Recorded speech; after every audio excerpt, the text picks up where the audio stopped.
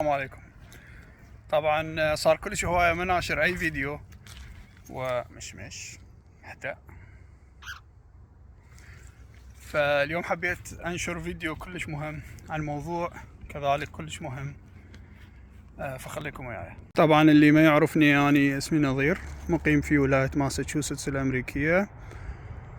اليوم مثل ما تشوفون يعني الاجواء مدن اشباح. ليش اليوم 27/11 واللي هو عيد الشكر او ثانكس جيفينج. طبعا الساعة ب3 العصر، بس درجة الحرارة تقريبا 6. جو كلش بارد هنا. عموما الموضوع هو يتكلم عن ليش اكو ناس هواية ما تحب تبقى ببلدها وتحب تسافر، مو شرط امريكا يعني اي دولة ثانية. وليش اكو ناس تذم البلد حتى لو بعد ما جت بيه. يعني مثلا هو يريد يسافر لامريكا او اوروبا، بعد ما راح تندم. اكو ناس ترجع، اكو ناس ما تريد تعوف العراق. ودائما يطلعون اشخاص، ناس تحمد امريكا، ناس تذم امريكا، ناس تحمد اوروبا، ناس تذم اوروبا. فالموضوع تحسه معقد. انت كشخص مثلا تحاول تسافر او تحاول تبقى بالعراق او باي دولة عربية اخرى، راح تحس انه الموضوع متناقض. ليش اكو ناس تذم؟ ليش اكو ناس تحمد بالبلد مالها او البلد المقابل؟ فهذا الموضوع باختصار خلي اقول لكم انه هو يعتمد عليك انت شخصيا. بس هو هذا الموضوع كله ماشي. وخلص الفيديو. لا شاطر هاكم ما خلص الفيديو. هو باختصار دائما الإنسان يعني يبحث عن حياة أفضل، يبحث عن مكان أفضل للعيش. فخلينا نحكي ببساطة وما نسوي الأمور معقدة كلش. يعني إنه إنسان يشتغل عامل بالعراق وطلع لهنا يشتغل عامل، تقريبا حياخذ 3000، خلينا نقول $3000. فإذا أجر بمكان معين ودفع إيجاره ودفع أموره، أمريكا ضروري بها السيارة. فأنت حتشتري سيارة بسيطة خلينا نقول بالبداية، بين ما تضبط أمورك ووضعك شوية شوية.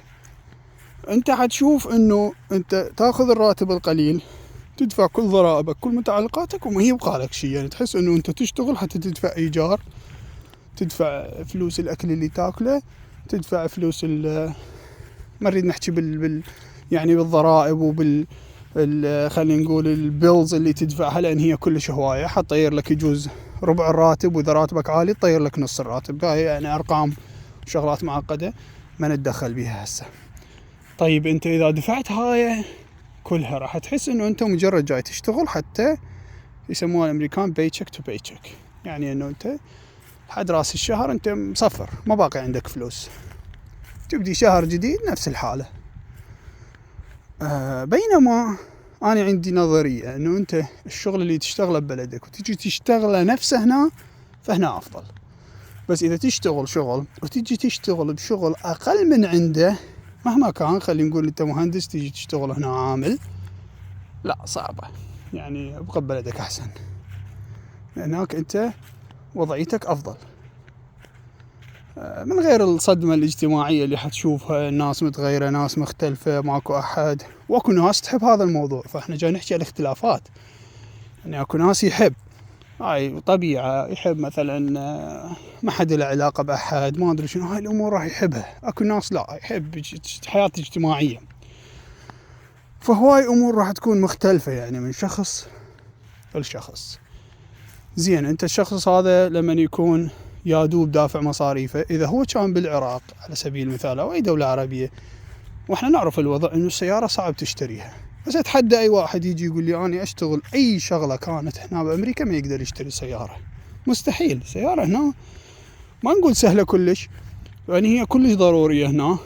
تعرف أنت يعني تشوف هسه البيوت، يعني هسه هاي البيوت تعتبر قريبة على بعضها. أكو بيوت يعني هيجي جوا في ذاك البيت هسه شوفها نص الغابة صاير.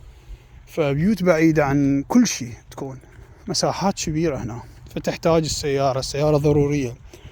السيارة تقدر تحصلها، يعني أنت تستلم 3000 تاخذ لك كوريلا 2013 تقريبا سعرها 7000 6000، تدفع 2000 مقدمة، وشهريا تدفع ما يقارب 200-300 دولار مثلا. تمام.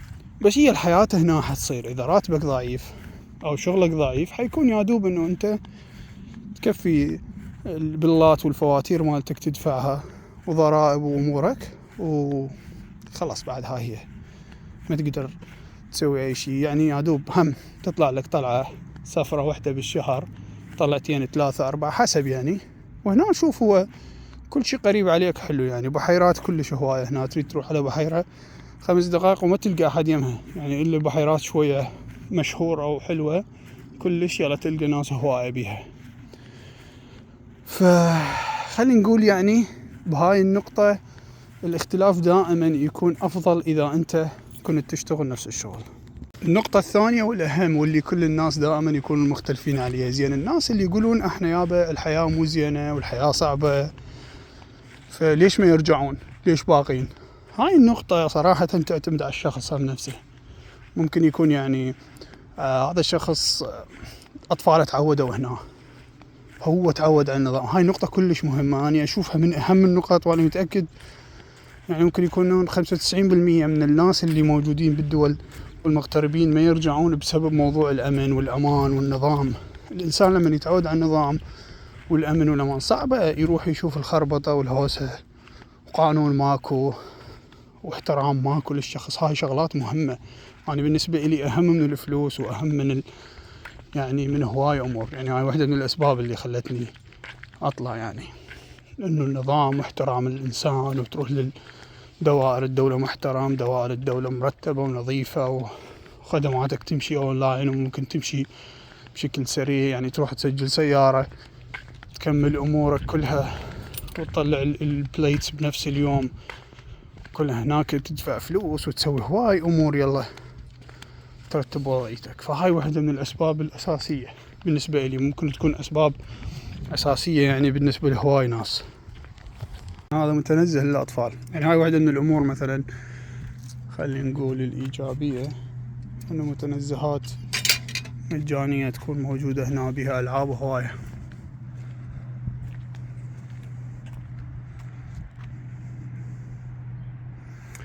أي فمثل ما قلنا يعني ممكن تكون هي هاي الأسباب، وحسب أكو ناس يعني يتندم يرجع البلد بعدين، أكو ناس لا يكمل، أكو ناس ينجح، أكو ناس تلقى ببلده هو خريج وما لاقي تعيين وعنده شهادات، وممكن الشهادات اللي موجودة عنده هنا يجي يشتغل بيها ويشتغل شغل قوي.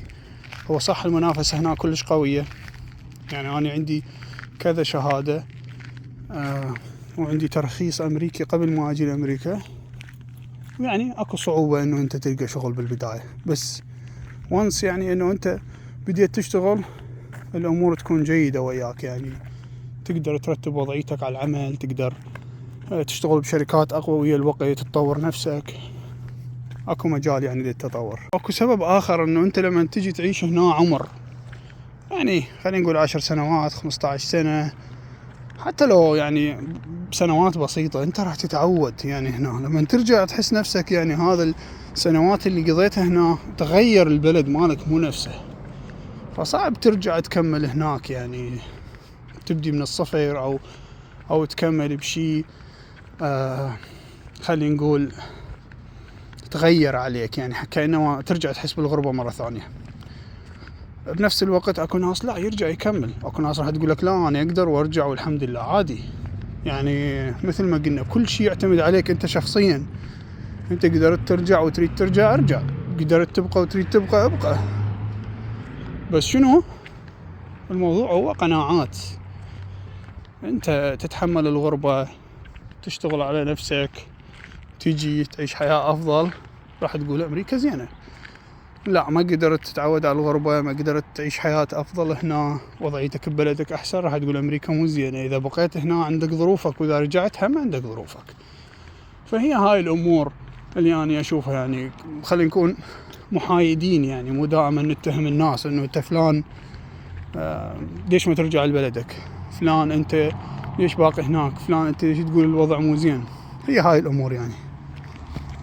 شوف مثل ما قلت لكم اليوم يعني ماكو ناس هالقد، هاي المحلات كلها معزلة، هذا الشارع يوميا ازدحام كلش قوي يصير هنا، لأن هذا المركز مال المدينة أنا ساكن قريب من عنده. فاليوم لا والله الشوارع فارغة كلش. فنعم يعني الحياة مو سهلة هنا. بداية صعوبة العمل، صعوبة اللغة إذا ما تعرف إنجليزي، صعوبة التأقلم. بس اللي يحب شي ويريد شي يقدر يسوي أي شي يريده ممكن يعني. وانت اذا كنت تريد تسافر سافر، ما لك علاقة بالباقي. كنت تريد تبقى ببلدك او ترجع لبلدك ارجع، يعني هاي حياتك الخاصة ما راح حد يتدخل بيها. وبنفس الوقت كل واحد مثل اكو مثل يقول ابو الجنيب ليش يمشي صفح؟ سرطان ليش يمشي صفح؟ يقول لك سألوه ليش تمشي صفح انت يابا؟ قال والله كل واحد يمشي عليه يصرف له. فكل واحد يمشي عليه يصرف لك تكون تعيش بأي بلد بالعالم، بأي مكان بالعالم، نفعك الموضوع، مشى وياك مضبوط، عيش. بالنسبة إلي أنا ما يعني صعبة إن واحد يعيش ببلد ما يحترم حقوقك. ما أعرف إذا راح أنشر فيديوهات بالأيام القادمة، لكن هاي نهاية الفيديو بالنسبة لليوم، وأتمنى يكونون استفاديتوا يعني من الموضوع. بالنسبة لي أنا لازم أروح أطلع جو لأن الجو كلش بارد. مع السلامة.